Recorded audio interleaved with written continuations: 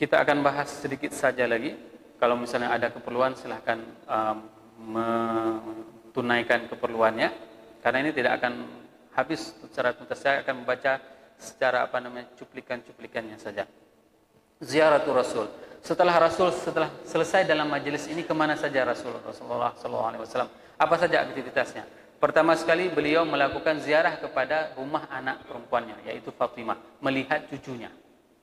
Ini yang harus kita lakukan. Misalnya sekarang Bapak Ibu sudah punya cucu, setelah dari majelis ilmu di Masjid Baitur Rahman, pulang ke rumah lihat cucu.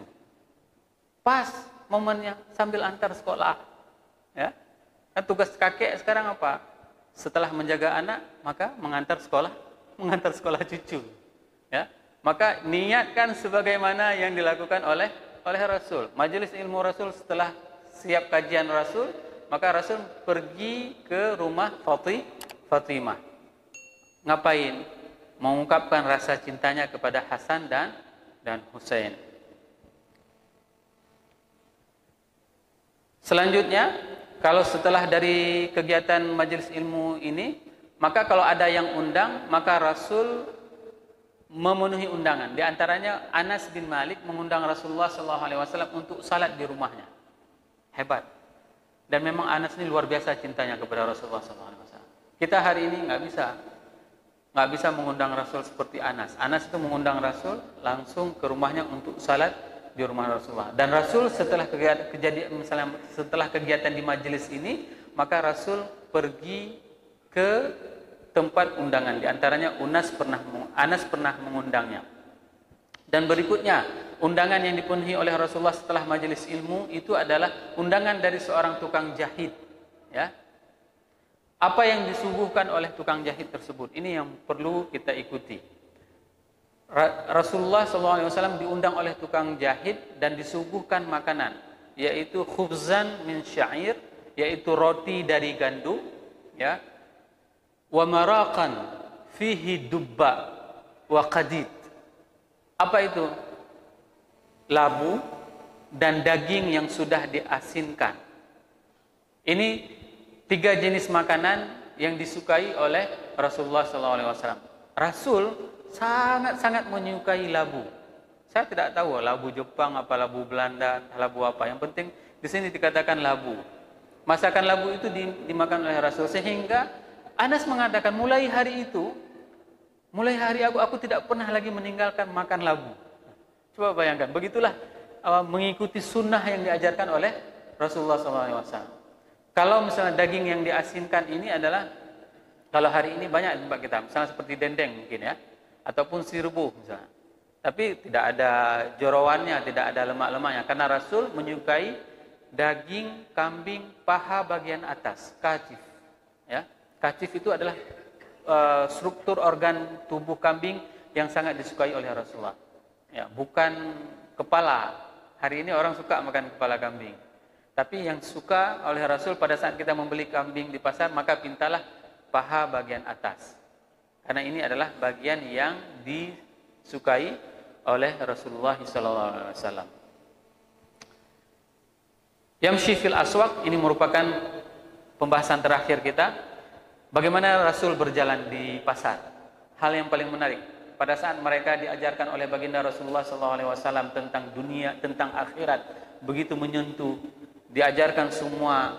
Rasul mengajarkan kepada para sahabatnya. Rasul berziarah, memenuhi undangan para sahabat. Rasul juga mengontrol pasar. Ini yang paling penting. Bagi para pelaku pasar, ini harus belajar betul-betul. Kenapa? Pertama sekali Rasul itu mengevaluasi semua jenis barangan. Ada seorang yang berdagang di pasar. Rasul melihat kurmanya, dicelupkan tangan Rasulullah ke dalam kurma tersebut. Diangkat. Maka Rasul mengatakan, barang siapa yang berbohong, falaysa minna. La yaghith, ya. Tidaklah berbohong. Faman ghasya falaysa minna. Barang siapa yang berbohong, barang siapa yang menipu, bukanlah dari golongan kami. Ya.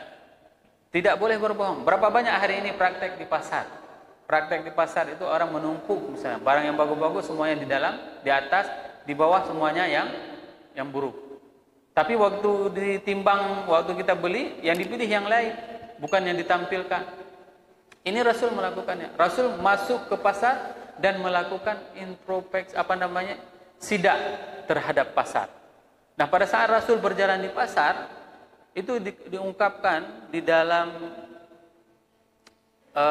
Musnad Imam Ahmad, itu diungkapkan bahwasanya Rasul itu berjalan sangat-sangat cepat. Jalan Rasul itu seperti orang turun dari bukit, tidak melambai ya. Banyak sekarang anak muda kalau dia jalan, misalnya orang tua pun seperti itu. Kalau jalan dia melambai, sempoyongan gitu, santai, tidak.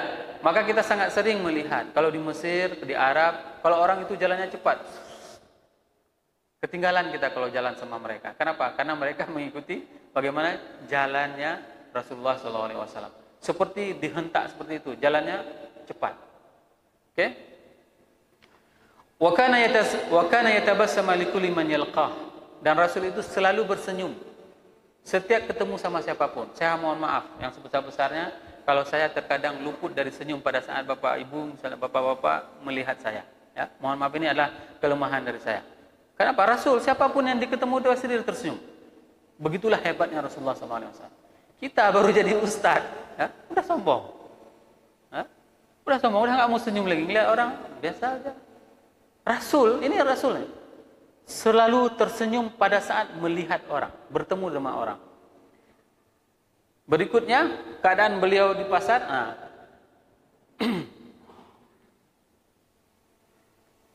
Pada saat beliau berjalan di pasar, marra bisibyani sallama alaihi. Beliau itu bertemu dengan anak-anak kecil di pasar, lalu beliau menyalaminya. Wa massa ala wajhihim, dan Rasul mengusap kepala anak kecil. Ya, anak kecil jangan diginiin kepalanya, tapi diusap, dielus kepalanya. Ini etikanya. Nah, pada saat itu Samurah, Jabir ibnu Samurah masih kecil, ya. Anak Jabir bin Abdullah.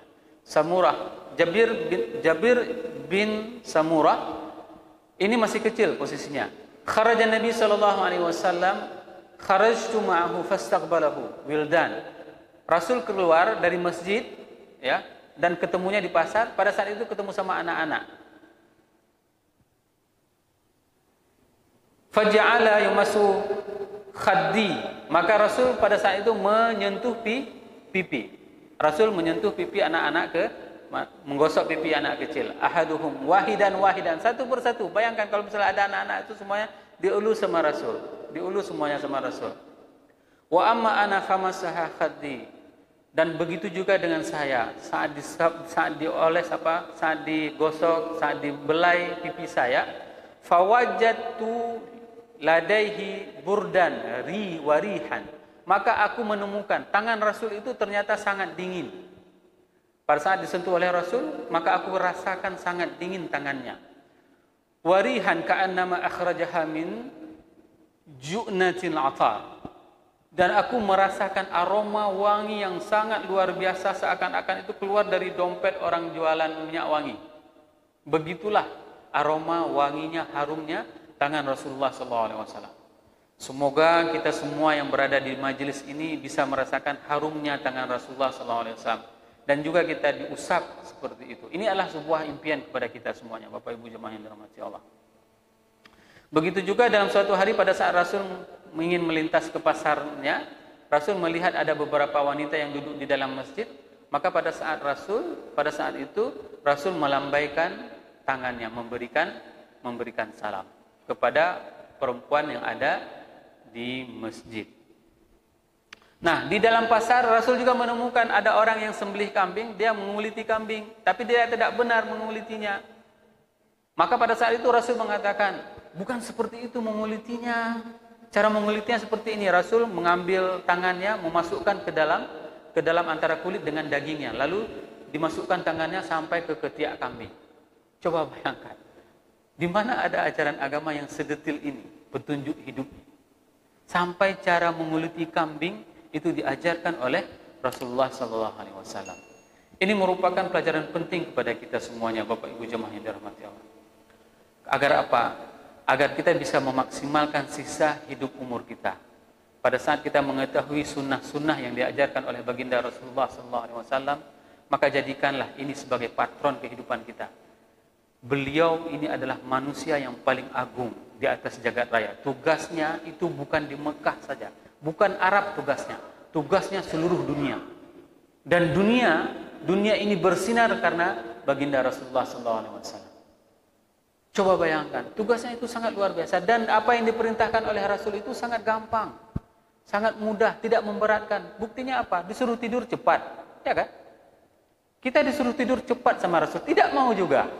Coba bayangkan, perintah tidur tidak mau kita. Disuruh tidur. Kapan tidur Rasul? Rasul tidur setelah salat Isya. Nah, inilah panduan kehidupan yang membuat dunia ini bisa bersinar.